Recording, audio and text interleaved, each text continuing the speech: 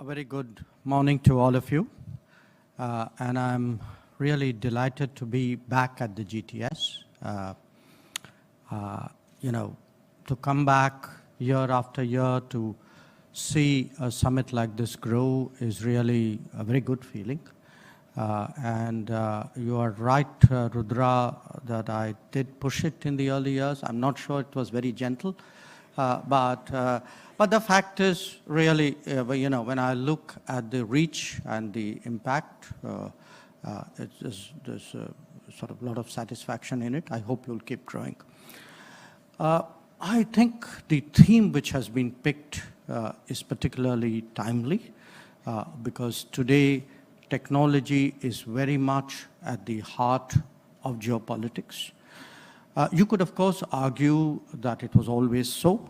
It was always so because, whether it was nuclear or whether it was space or the internet or artificial intelligence, it's actually, if you look at the quantum jumps in history, the quantum jumps in history parallel with some time lag quantum jumps in technology. And it's not just in the modern era. You can go back to metallurgy, you can go back to shipbuilding, you can go back to aviation. That is really the story of both human progress and, in a sense, of competitive national politics. And it has led to a number of policy outcomes. Countries have fashioned their national security decisions. They have made decisions about what kind of influence they will get by applications of technology. And it's not just applying technology, it's also sometimes restricting it, it's steering it.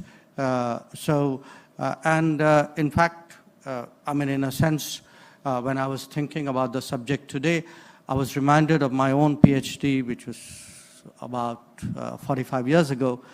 The subject I started off was really how US decision makers who were poised to peak the Manhattan Project. They knew they had something very big in their hands.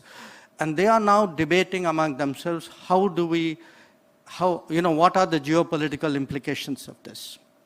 Have we given too much to the Russians or Soviets at that time?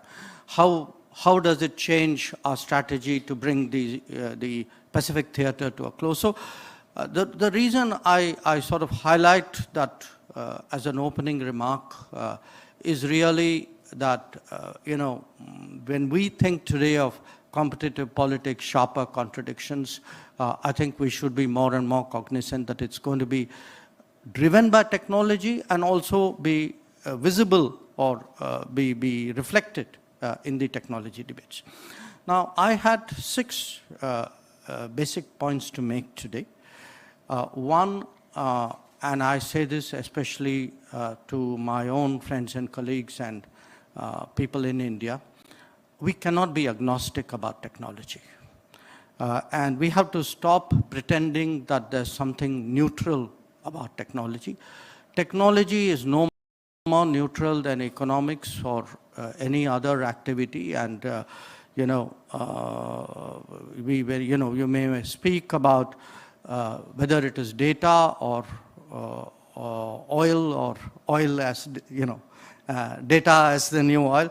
The fact is, more and more things are technologically driven, and we need to understand that there's a very strong political connotation which is inbuilt really into technology.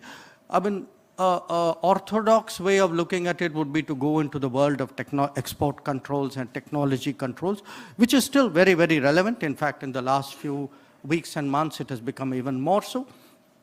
But even, I would say, technology in terms of how you influence politics and how you actually shape decision-making in different societies. My second point would be, for technology and geopolitics, the obvious big picture context is globalization. If you look at globalization, in essence, I mean, what is globalization? It is about economy, it is about technology, it is about mobility. So we have to understand today the globalization big picture is very much at the heart of geopolitics. And it's a false argument to present it as, are you for globalization or against globalization? I don't think today anybody can be against it because it's such a deep reality. I think the right argument is, are you for collaborative globalization, or are you for a globalization model which allows domination by a few players? And so how flat, or in a sense, and how broad is your globalization model? I think that, to my mind, is the real debate. And that debate is going to be very much driven by technology. And therefore, to my mind, neither technology nor globalization should be considered really economic issues. I think they're very strategic issues. As a political scientist, I regard them as a political science issue rather than an economics issue. My third point, we live in an era where, in many ways, the Westphalian model of international relations is over. For us, in this era of technological interpenetration, to say that, all states are equal, everybody is a black box, and it doesn't matter what happens inside that black box. It does matter what happens inside the black box.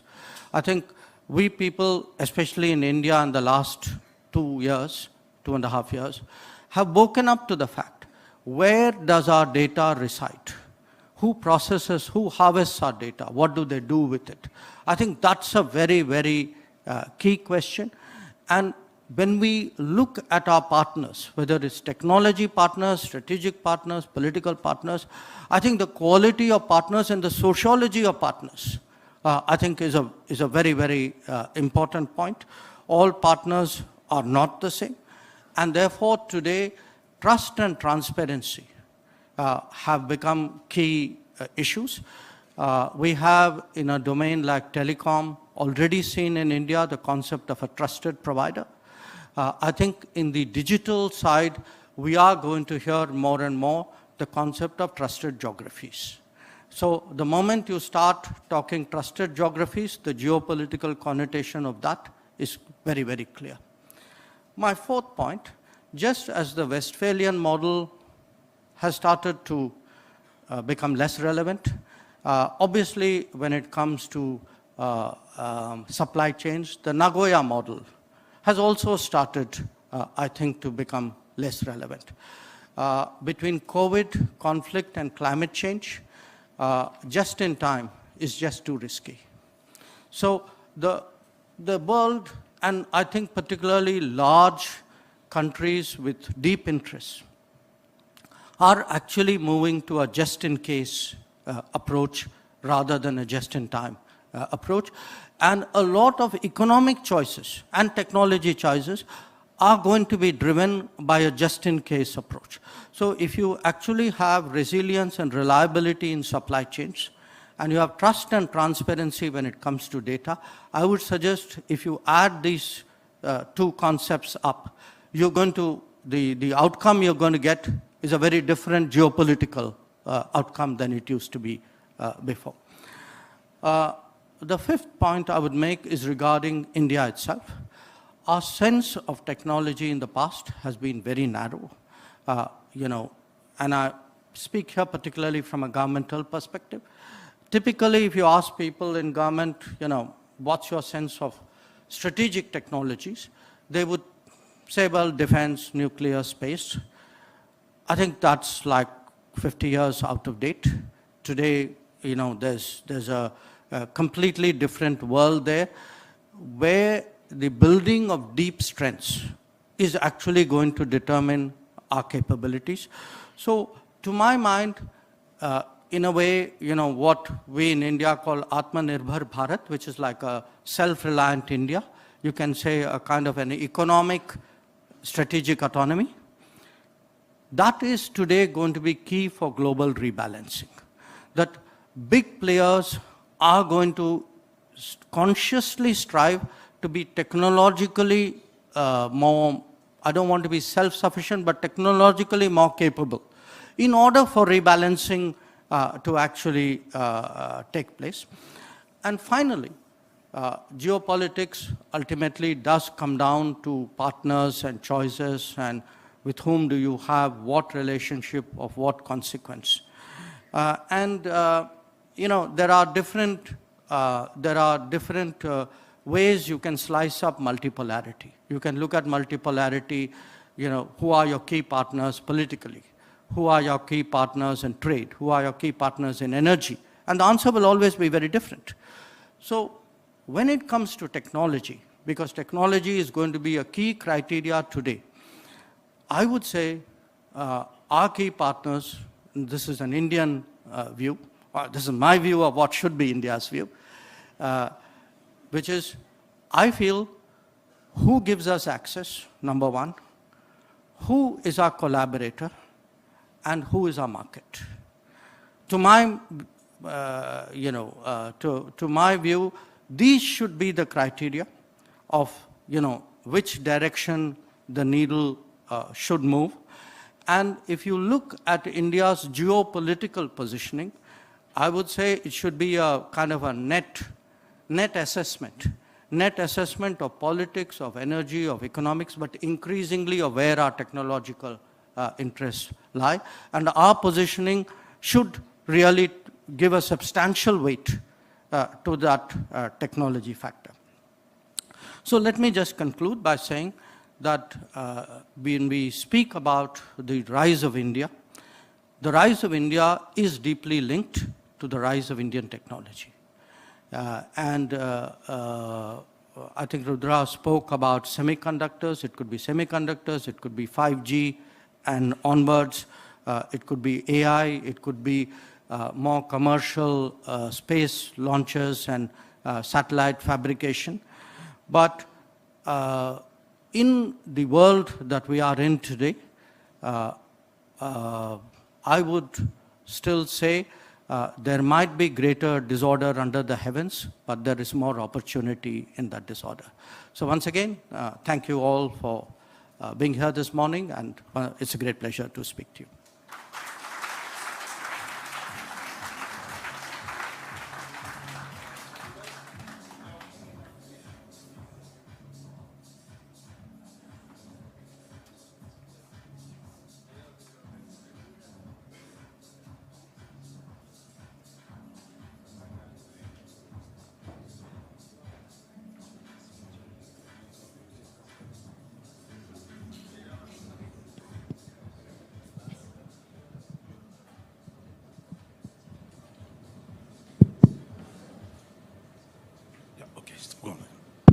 Thank you, Minister, for that stimulating set of remarks to kickstart the GTS 2022. As Rudra said earlier, I mean, that really we started this out with your encouragement and support, and the ministry has backed us since then. So we really, 6 years of this enterprise has made the GTS one of the leading forums today in India and increasingly in the world, to discuss the technology policy issues. Now, what I thought I'll start by asking you is, much has changed in the world since 2016 when we had the first GTS. And the most important change, which you referred to in your opening remarks, was the nature of globalization. So when we say the Nagoya model just in time, or whether it is the weaponization of interdependence, so you articulated this concept, but when you say we are not going to do the old globalization, what is your approach to the new globalization? Is it completely decoupling? Is it about doing everything at home? Or is it somewhat different? Sort of a few caveats there. I'm not sure globalization changed so much after 2016. I think the debates and awareness about the real nature of globalization changed. There were things which were happening up to 2016, which in our more sanguine world, we were complacent about.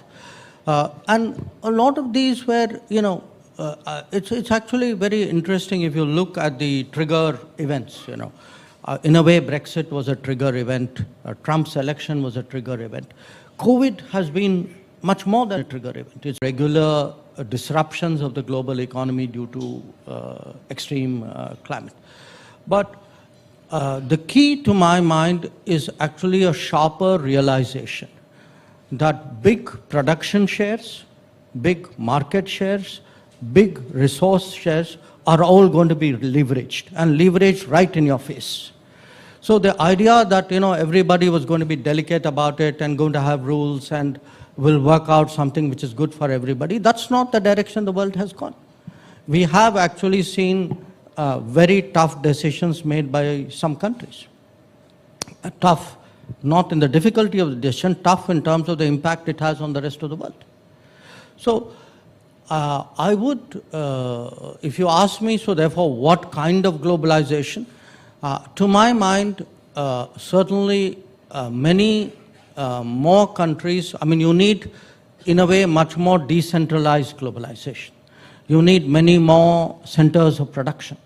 And I cite to you a very obvious example today, which is semiconductors.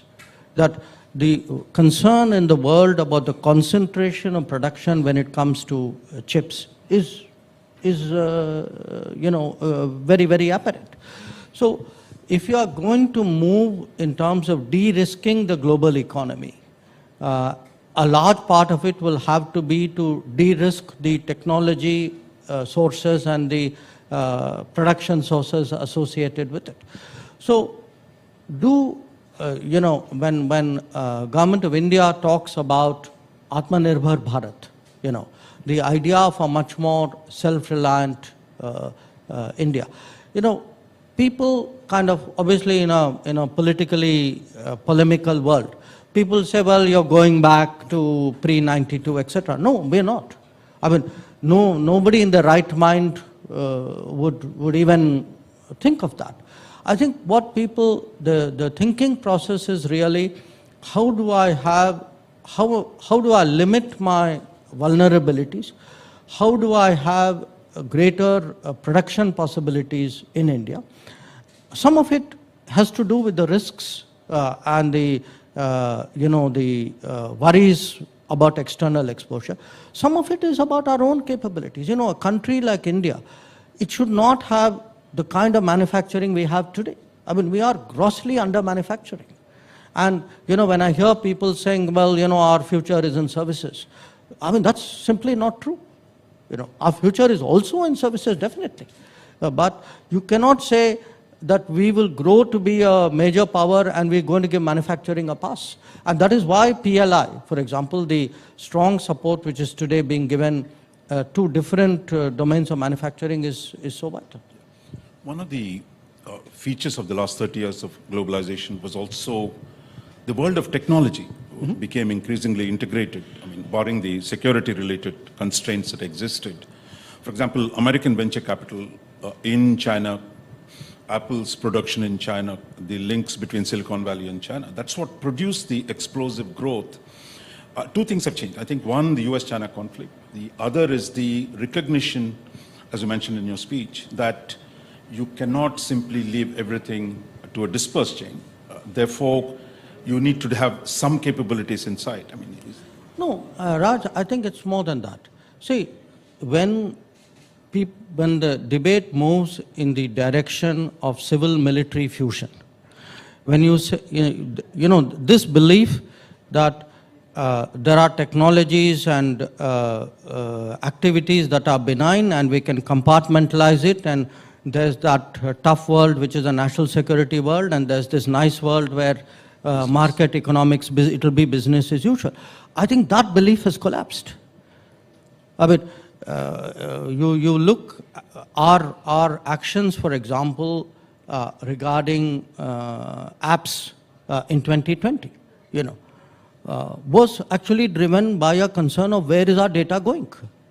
And as I said, where our data going is no longer a matter of business and economics. It's a matter of national security.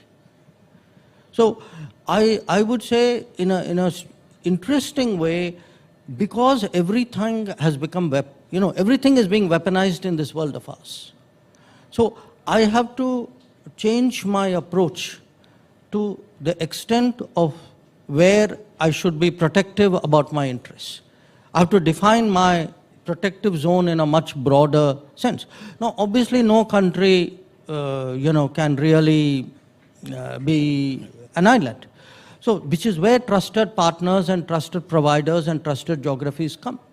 So, there would be partners where I would have the confidence that, to a fair degree, not an absolute confidence, that there will be, shall I say, the possibility of misuse of my data would be much less, because there would be safeguards in those societies or those governments or those economies.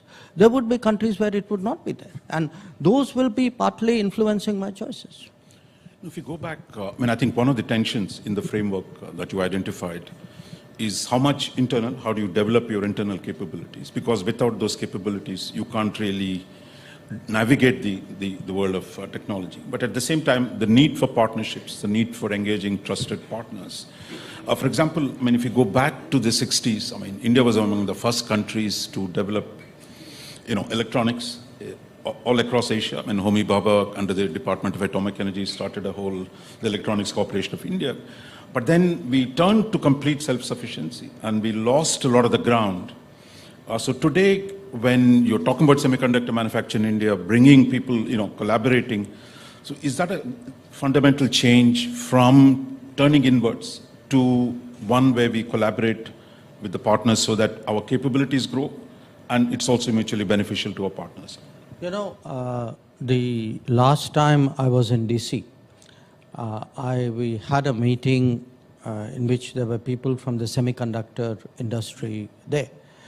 And one of them said that their estimate, and it was a conservative estimate, was that there were 40,000 Indian engineers employed by American companies when it came to the field of chips.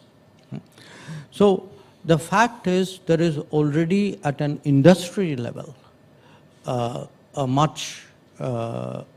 fairly deep connect.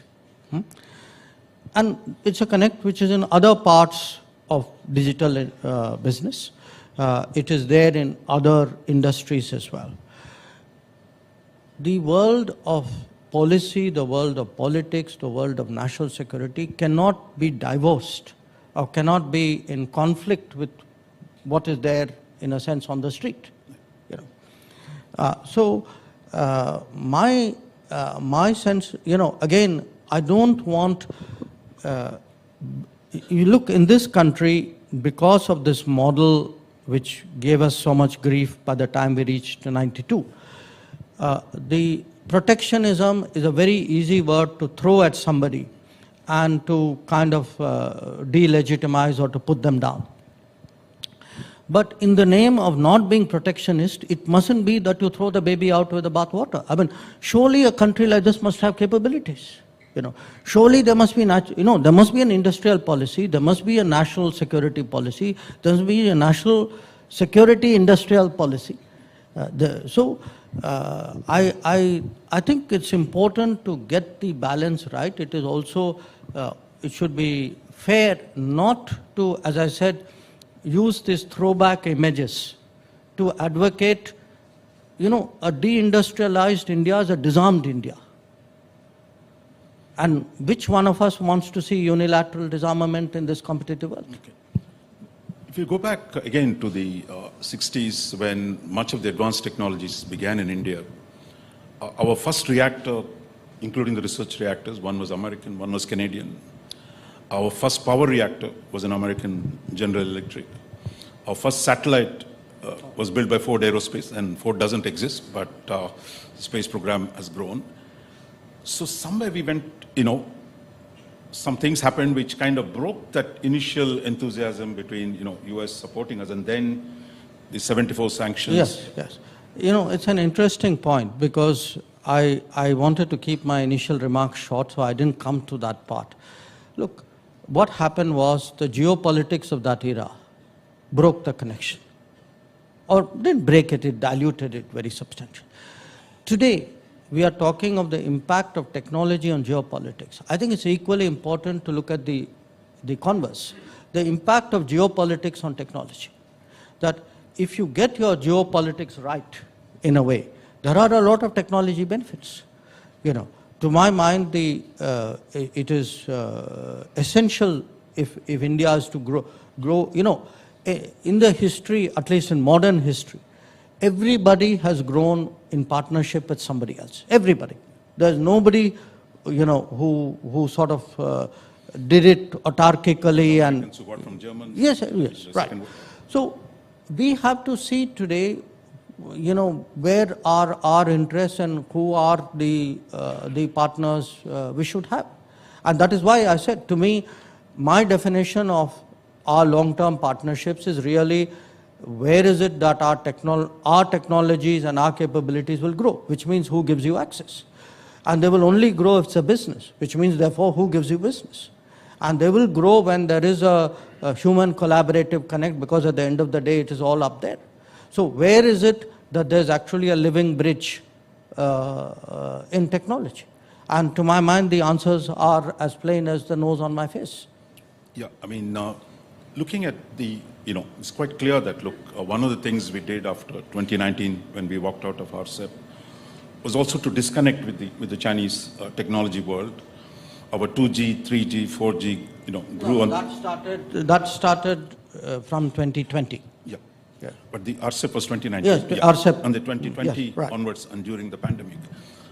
Now, looking at this the new phase, I mean, how do we see the role of the private sector? I mean, I think because if you look at the old age, I mean, it was really G to G. Much of as a developing country, much of the technological development was really done in the government departments or government labs. But today, we've seen, for example, in space, how quickly the Indian private sector has responded to PM's appeal. We need more private sector. So is the state today, the government of India, ready to encourage the larger role of the private sector, whether it's nuclear, semiconductors, whether it is space? How far and how fast can you push this policy? You know, I don't think there's a single sweeping answer, but if you sort of factor in the undulations, I think yes, overall, I mean, after all, what is the purpose of the production-linked incentives? It is actually to initially encourage businesses in various areas to invest and create production capabilities, and along with the production capabilities, the larger R&D ecosystem which would go with it. If you ask me in recent times, I would certainly say the progress which has been made in regard to building 5G capabilities, which is completely, you know, there may be some really smart PSUs, you know, the government-owned companies involved in it, but it's largely a private sector. You mentioned space. I think you will definitely see that in the semiconductor space, that the semiconductor space will finally be, it's a private, you know, it's a business-dominated space. But the government has a role. It's a government's job to provide a kind of enabling environment. I mean, just getting out of the way is no longer enough. Yeah. You know, that's a expectation of the government of a pre-92 era, you know, where please do not interfere with me and let me do what I want. Yeah. I think today businesses would be rightfully expecting a much greater support from the government, because that's really what's happening in the rest of the world. I mean, if you look at key technologies, I mean, you look at some of the recent legislation passed in the United States, and the entire East Asia has always been heavily government supported anyway. So I think we need to look at what, you know, peer players are doing. Because, you know, many times, you know, Indian, you know, policymakers keep talking about who's giving us technology. But in the case of the US, technology is owned privately, and the IP is owned privately. So therefore, the question of developing mutually beneficial terms, that becomes quite critical, rather than handing over handing over to the, you know, US handing over to us, but really that... Yes, but Raj, I think the conversations of those days are now behind us. I mean, when I look at, say, supply chain conversations today, when I look at some of the critical emerging technologies, because, by the way, a lot of this gets discussed in the Quad. Some of it is discussed on supply chain resilience. We, the Japanese and the Australians, have a group. A lot of it is direct discussions which we have sometimes with European partners, definitely with the United States. So I don't, that kind of technology demand conversation has gone. I mean, obviously we would like technology to flow, but it's a bit like investment. I mean, there's a clear understanding that you got to earn it. Now, if you mentioned Project Manhattan at the beginning. I mean, one of the first things after the 45, what the Americans did was to cut off Britain, so their best friend and partner, out of the nuclear cooperation. So today we see, look, the US is emerging as the most important partner for us. But given our past experience, there is a lot of distrust whether the US will once again impose sanctions. We've gone past that, many of the technology sanctions regimes. How do you make sure that the nature of this engagement would be mutually beneficial so one side can't unilaterally terminate it? No, look, this question of yours takes me back to some of the debates on our nuclear deal. And the honest answer is, between sovereign states, at the end of the day, no agreement, no assurance can ever give you permanent comfort, on a uncaveated basis. At the end of the day, it's a function of the state of the relationship. Now, yes, there were experiences, especially after 74, but I would then turn it around and say it's the same United States which has been our most forceful advocate for joining the NSG, joining the MTCR, joining Wassenaar, joining Australia Group. So, finally, it's about the politics of the day.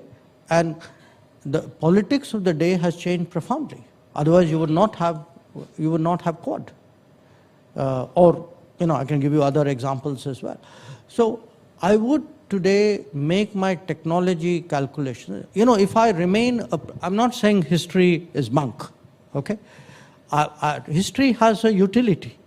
But if you are constantly extrapolating difficult experiences, then, we are actually limiting our own possibilities. Now, that is, that term which Prime Minister Modi used about hesitations of history. That hesitation of history is this suspicious mindset, which says, I had a bad experience once, therefore, I will never cross the road again. That's not the way we are ever going to rise. So it's really as you mentioned in your opening remarks, finally, this is about statecraft. This is about actually creating domestic capabilities, as well as navigating a world that is, not benign or always benign. That it is a question of developing leverages to negotiate with others, so that we keep advancing in a competitive world. It's a competitive world which we can sometimes convince ourselves is benign, but it is fundamentally competitive. But in a competitive world, it's not a Hobbesian world where it's all against all. I think like in civil society, international relations is also about making relationships and building, the rules and the ability to work together. And I would say that today, for me, some of the really interesting possibilities. We've just started engaging on the Indo-Pacific Economic Framework. So where does IPF take us? Because, I saw a lot of kind of immediate knee-jerk judgments saying IPF, there's nothing to it, there's no FTA component to it, it doesn't discuss tariff. It's not even meant to, the US in this regard has been very upfront with all its IPF partners. But there is a big technology element, there's a big supply chain element. So you have IPEF, you have Quad, there are a whole lot of bilateral discussions with different partners. And I do think that in many ways, and there are big debates going on in our own country. I mean, you've already had on the semiconductor, the first agreement between Foxconn and Vedanta. My expectation is in the coming months, you will see many more agreements in that space. And today, this diversification of production, this is, we missed the bus the first time. I think we have a chance of boarding maybe not the same bus, but certainly a significant sort of opportunity for manufacturing, especially on the electronic side, is coming our way. I mean, a lot depends on how smart we are about it. See, I think what you're doing in the Quad, I mean, the critical and emerging technologies, the trusted supply chain networks, etc., that's been at least visible publicly. But you also signed this Trade and Technology Council with Europe. So what are your expectations on that? I mean, Americans and the Europeans have also signed. What are your goals for the council with the Europeans? To be honest, we haven't had our meeting thereafter because, partly the Ukraine war has kind of sucked up all the oxygen there in Europe. We will be hopefully doing our meeting at some point. So we've been far more engaging on IPEF. I mean, not out of intent, out of circumstances. Than we have on the TTC with EU. One of the interesting things, I mean, the last couple of days, you had Japan, UK, Italy signing an agreement to develop a fighter aircraft. Normally, you'd think the Japanese will go with the Americans. So there are multiple cross-cutting alliances that are emerging. Are we prepared to... You have this Rapidas in Japan. I mean, that itself, if you look at those Japanese companies involved, is a big development. So in the end, it comes down to what you said about, that a rising India must necessarily be a rising technological power. Mm-hmm. So in the process of building that capabilities, I think the need to expand R&D within India, is there going to be some incentive so that we can only become one if the scale and intensity of research and development in India can really expand? Look, I don't have jurisdiction on it, and it's not, I cannot say anything in terms of government intent. But it's certainly, I think, a natural part of the debate. For us today to do production-linked incentives itself was a big step, because, as I said, we had reached a stage where conventional wisdom was we shouldn't be manufacturing. So we are turning this sort of ship around. But my sense is there will be many more debates, because we are looking really at a world where whether it's technology to some degree, whether it is energy, governments are getting more interventionist and are giving greater support in different ways, creating stronger enabling environments in their respective societies. So this debate cannot be just a debate within India. It has to be within India too, but it will also be impacted by what's happening with the rest of the world. One of the things you said, one is to bring technology home, connect our market to technology producing other countries outside, as well as generate our own technology. But it's also about taking our technology abroad, right? I mean, you've been on the vaccines issue, on today, on digital, even on defense, even on defense, because we do defense licensing, that part of it, I have some visibility of it from the foreign ministry perspective. So you see a lot of very interesting players, smaller companies, very energetic in defense, and very often, to be very honest, I haven't heard of 99% of these newer players. So it's only when you see the licensing that you start actually figuring out what's happening. So there's a lot happening out there. The other aspect, I mean, I think as the nature of the technological revolution unfolds, the old rules are being reset globally. I mean, I think what were negotiated in the multilateral domain, for example, on the Outer Space Treaty, I mean, the kind of understandings that were developed in the late 60s today are not valid as human capacity to explore space, and the contestation between the major powers expands into space.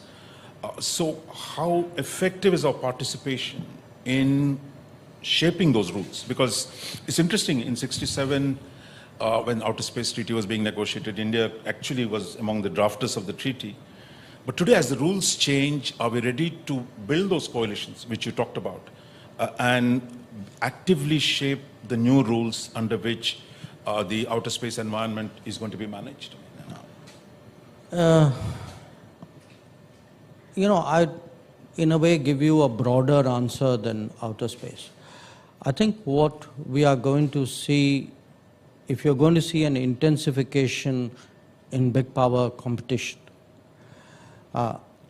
many agreements of the past will not continue. We've already seen that in the last few years. Okay, the agreements which have not been renewed. It will become much harder to have new understandings which impose constraints, because the overall, I won't say mood, but the overall outlook is much more sharply competitive. So at the end of the day, you reach these understandings because everybody kind of takes a haircut to create a landing point. I think that willingness today to let go of your leads is less and less across domains. So I am generally not terribly optimistic about new understandings actually on a multilateral or a plurilateral way on the technology side, because the world is, the entire world's foot today is on the accelerator. To do a understanding, somebody has to pull up the brake. I think as we look ahead, I mean, I think it's not pure multilateralism, but like-minded coalitions are the ones that are going to actually, where we participate with our trusted partners to shape the rules of the international system, rather than the UN or some other global body. Yes, but those would be more collaborative and promotional. Like-minded partners will not impose restrictions among themselves, because the one who's not like-minded then has a free pass. The like-minded partners usually will, when they meet, will talk about how to enhance each other's capabilities. I think, I've kind of overshot my time. We can just go to the floor for a couple of questions. Maybe we'll take 3 questions from both sides, and then we will then after that bring, so anybody here who wants to ask a question? Yeah. Anirudh? Yeah. And there are microphones, I believe, on both sides. Those of you who want at the back, you can go to the left flank or the right flank to ask a question. Yeah. Thanks, Raja. Hi, good morning, Minister. So I actually wanted to ask you if you can elaborate more on the piece that you mentioned around climate, right? So much like technology has been shaping geopolitics and vice versa, my own sense from your remarks and my own sense is that climate will start impacting geopolitics and vice versa a lot more in the coming decades. So we'd love to hear more of your views on that, how you anticipate that. And related to that, the question comes, how can India start to develop its capabilities on the climate tech side, not just on the internet, semiconductor, AI tech side, so that we become a key player in that aspect of technology also in the coming decades? Nivruti, I mean, you had any question to the Minister? No. Anyone at the back who wants to either go to the microphones on the side?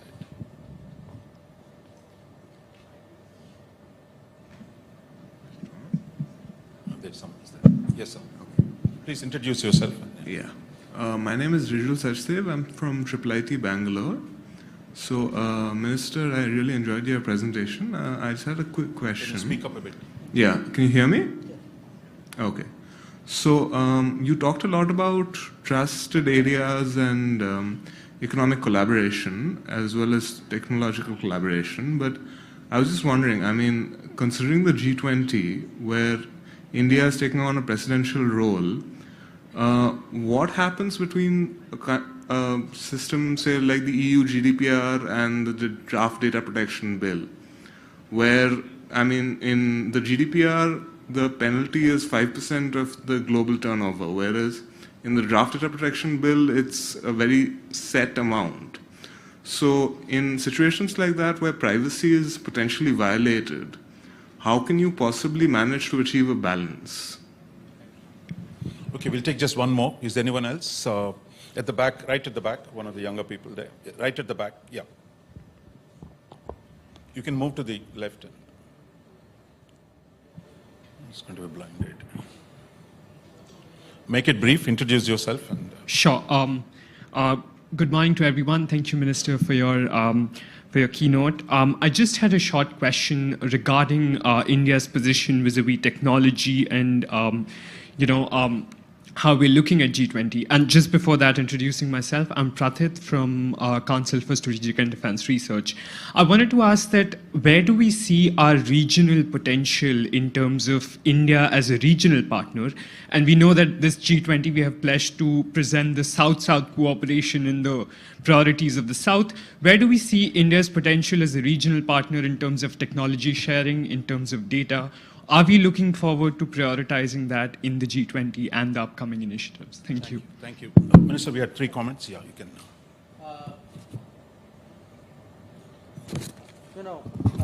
First of all, on climate, we are actually already seeing the impact of climate events and climate change on politics. I'll give you a very interesting example. The big debate today is, would Europe be able to survive the winter from the energy perspective? And obviously, Europe has tried to figure out solutions which are different from their previous habits before February 24th. But one factor in all of this is it's been an unusually warm year in Europe. And that's had a very big impact on actually their energy consumption. And it has a very obvious consequence for their calculations and their political stance as well. We ourselves, it was interesting in 2020 when we were confronted, with a challenge on subsector north in Ladakh. In fact, again, it happened to be that year.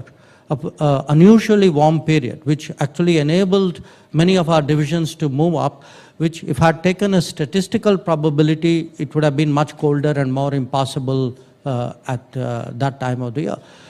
But these are kind of a trend line. But we are also going to have catastrophic events. We've seen, you look at the floods in Pakistan. So, and if catastrophic events happen in production centers. Now, the catastrophic event can be climate, but, as we saw, it could be COVID. So, when you have concentrated production today, you're actually putting the entire world at risk.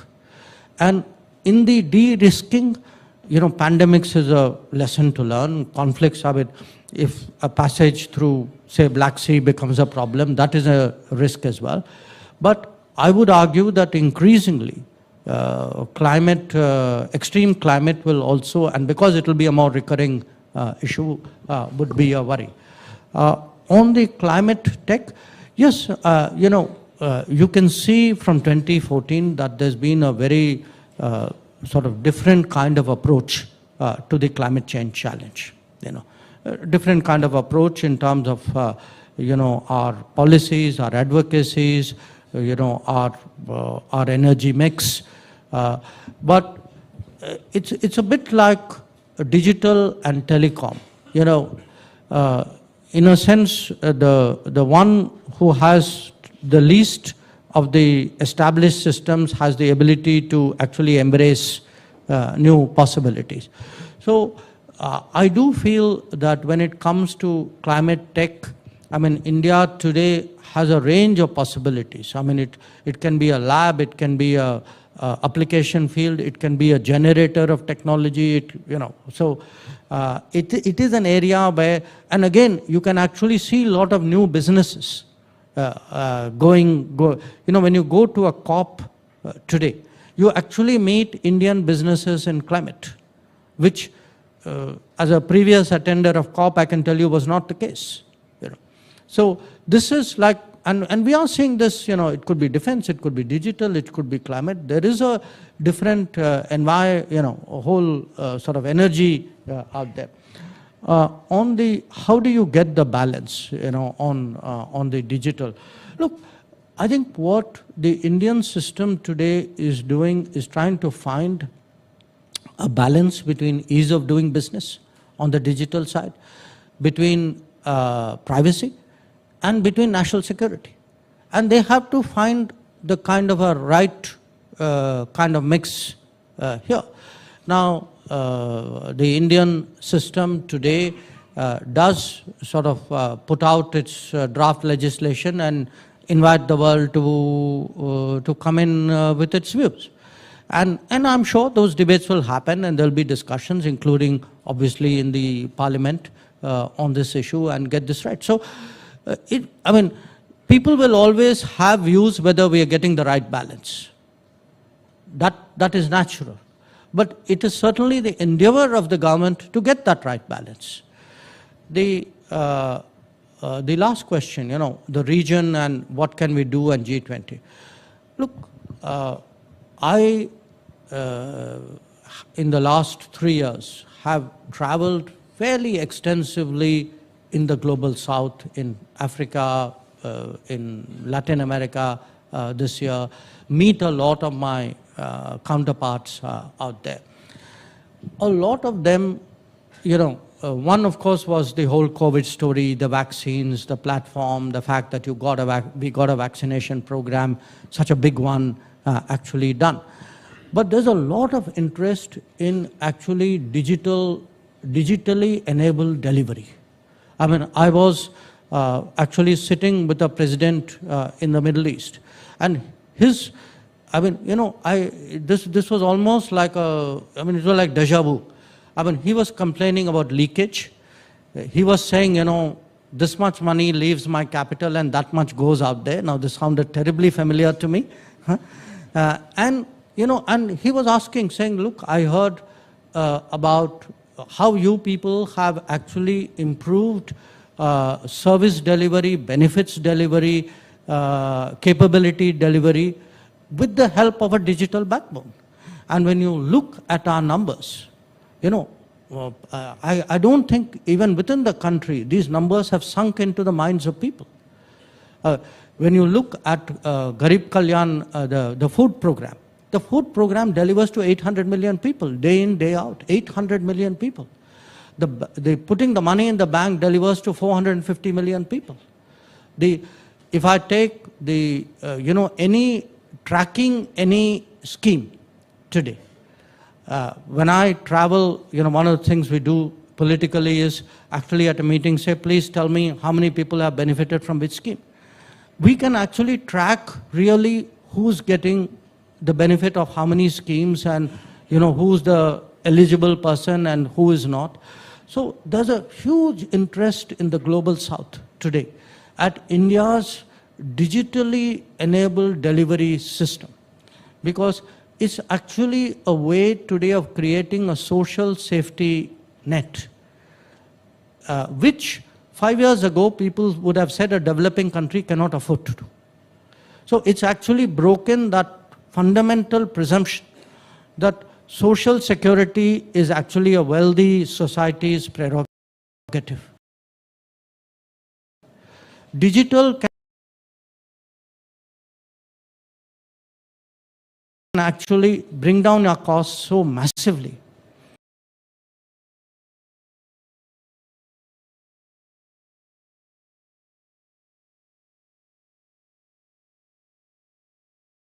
That both the costs due to leakage, savage, but more than that,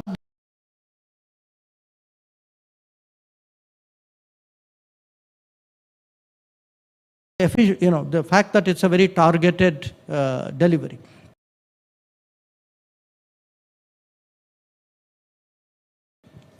So I think in the G20, we'll still be firming up our priorities.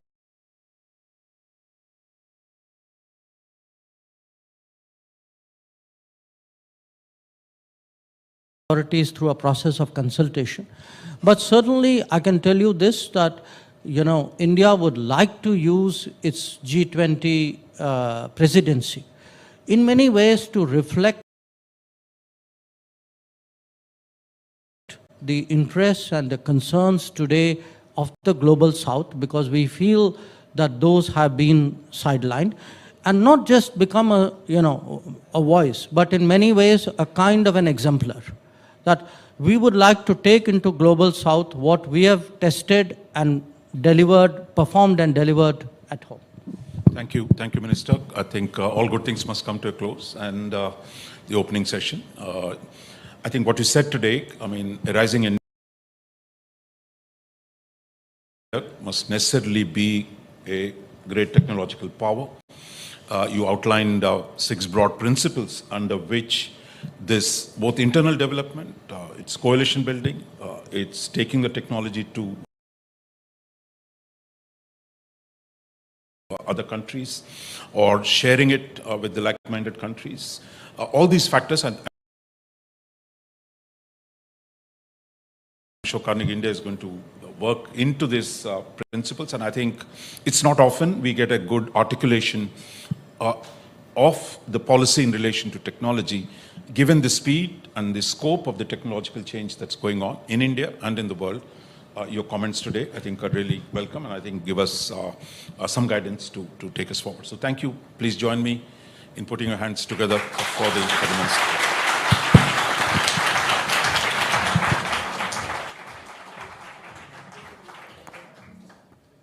Thank you so much, Honorable Minister.